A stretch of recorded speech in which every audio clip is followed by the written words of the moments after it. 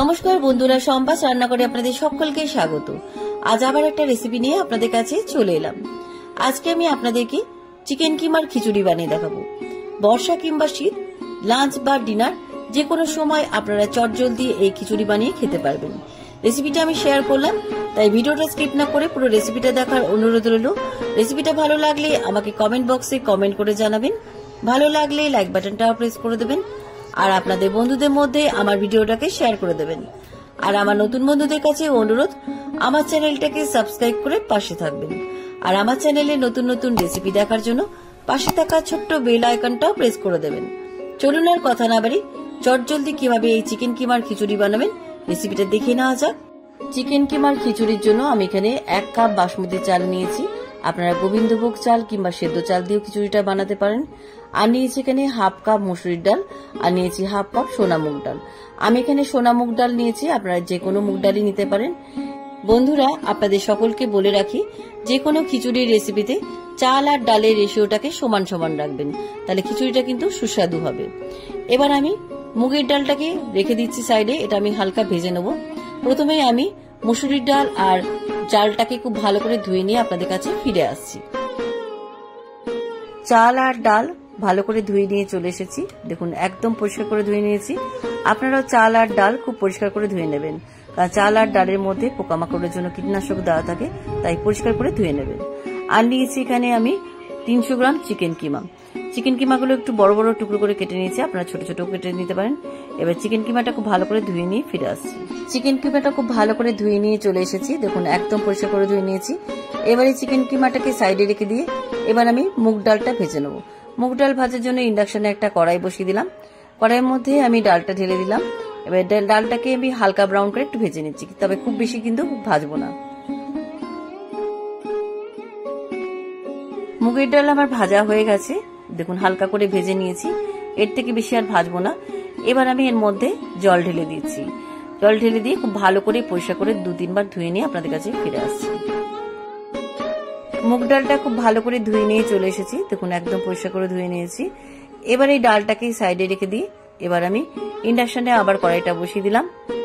কড়াইটা গরম হয়ে যাওয়ার পর কড়াইয়ের মধ্যে আমি দিয়ে দিচ্ছি 3 টেবিল স্পুন সরষের তেল। তেলটা গরম হয়ে যাওয়ার পর তেলের মধ্যে ফোড়নে দিয়ে দিচ্ছি 2টো শুকনো লঙ্কা, 3টে তেজপাতা, আর দিয়ে দিচ্ছি 4টে ছোট এলাচ। ছোট এলাচগুলোকে ফাটিয়ে দিলাম। আর দিয়ে দিচ্ছি 5-6টা লবঙ্গ, আর দিয়ে দিলাম গোটা জিরে। ফোড়নটা একটু তেলের মধ্যে ভেজে নিচ্ছি। তেলের মধ্যে ফোড়নটা ভাজা ভাজা হয়ে আসার পর ফোড়নের সুন্দর গন্ধও বেরিয়ে গেছে। এবার আমি এর মধ্যে দিয়ে দিচ্ছি 2টো বড় সাইজের পাতলা করে কেটে রাখা পেঁয়াজ কুচি। পেঁয়াজ কুচিগুলো তেলের মধ্যে হালকা ব্রাউন করে ভেজে নিচ্ছি।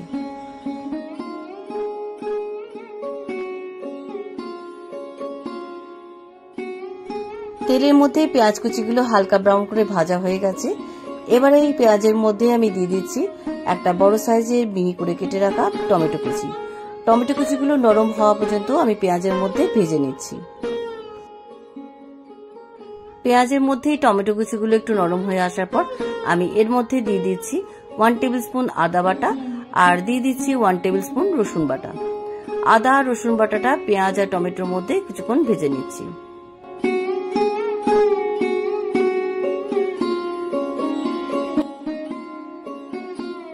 পেঁয়াজ আর টমেটোর মধ্যে আদা রসুন বাটাটা কিছুক্ষণ ভেজে নেওয়ার পর আমি এক এক করে গুঁড়ো মশলাগুলো দিচ্ছি।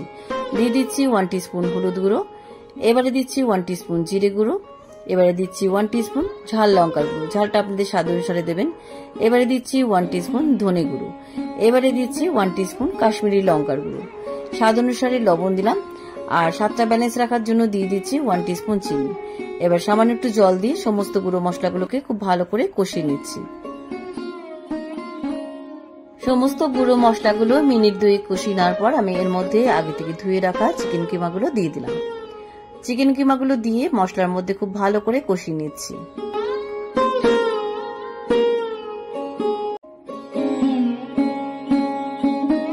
সমস্ত মশলার মধ্যে চিকেন কিমা মিনিট 5 কষিয়ে নেওয়ার পর আমি এর মধ্যে এক এক করে চাল আর ডাল দিয়ে দিচ্ছি।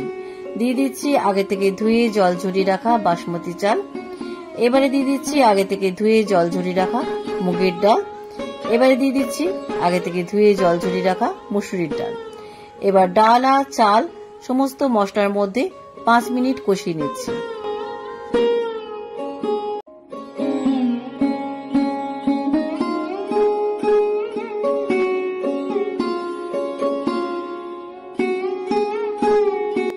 সমস্ত মশলার মধ্যে চাল আর ডাল মিনিট 5 কষিয়ে নেওয়ার পর আমি এর মধ্যে দিয়ে দিচ্ছি জল।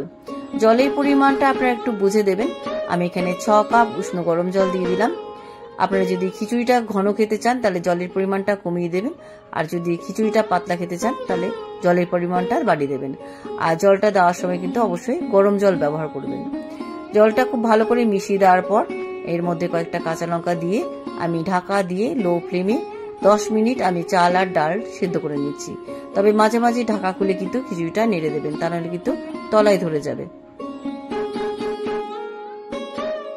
মিনিট 5 বাদে ঢাকাটা খুলে আমি খিচুড়িটা একটু নাড়াচাড়া করে দিচ্ছি। এভাবে বারে বারে ঢাকা খুলে খিচুড়িটা কিন্তু নেড়ে ছেড়ে দেবেন, তা নাহলে কিন্তু পাত্রের তলায় খিচুড়িটা ধরে যেতে পারে। চাল আর ডাল 50% মতো সেদ্ধ হয়ে গেছে। এবার ঢাকা দিয়ে আবার 5 মিনিট আমি চাল আর ডাল সেদ্ধ করে নিচ্ছি। 5 মিনিট বাদে খিচুড়ির ঢাকাটা খুলে নিলাম। দেখুন জলটা কিন্তু খিচুড়িতে অনেকটাই টেনে নিয়েছে, আর চাল আর ডালটা কিন্তু একদম সুসেদ্ধ হয়ে গেছে। এর থেকে বেশি আর সেদ্ধ করব না, এর থেকে বেশি সেদ্ধ করলে কিন্তু খেতে ভালো লাগবে না। এবার ভালো করে নাড়াচাড়া করে দিয়ে নামাবার আগে আমি দিয়ে দিচ্ছি 1 টিস্পুন গরম মশলার গুঁড়ো, আর দিয়ে দিচ্ছি 1 টেবিল স্পুন গাওয়া ঘি। ঘি আর গরম মশলার গুঁড়ো খিচুড়ির মধ্যে খুব ভালো করে মিশিয়ে দিয়ে এবার ইন্ডাকশনে সুইচ অফ করে নামিয়ে নিয়ে আমি একটা থালার মধ্যে খিচুড়ি সার্ভ করছি। এবার একটা থালার মধ্যে গোল গোল আলু ভাজা আর পাঁপড়ের সাথে আমি চিকেন কিমার খিচুড়ি সার্ভ করছি। কেমন লাগলো আজকের এই জলদি চিকেন কিমার খিচুড়ির রেসিপি? আপনারাও এই বর্ষার দিনে লাঞ্চ কিংবা ডিনারে একবার এই চিকেন কিমার খিচুড়ি বাড়িতে বানিয়ে খেয়ে দেখুন, খেতে কিন্তু অসাধারণ হয়। রেসিপিটা কেমন লাগলো আমাকে অবশ্যই কমেন্ট করে জানাতে ভুলবেন না। ভালো লাগলে লাইক বাটনটাও প্রেস করে দেবেন, আর আপনাদের বন্ধুদের মধ্যে আমার ভিডিওটাকে শেয়ার করে দেবেন। আর আমার নতুন বন্ধুদের কাছে অনুরোধ, আমার চ্যানেলটাকে সাবস্ক্রাইব করে পাশে থাকবেন, আর আমার চ্যানেলে নতুন নতুন রেসিপি দেখার জন্য পাশে থাকা ছোট্ট বেল আইকনটাও প্রেস করে দেবেন।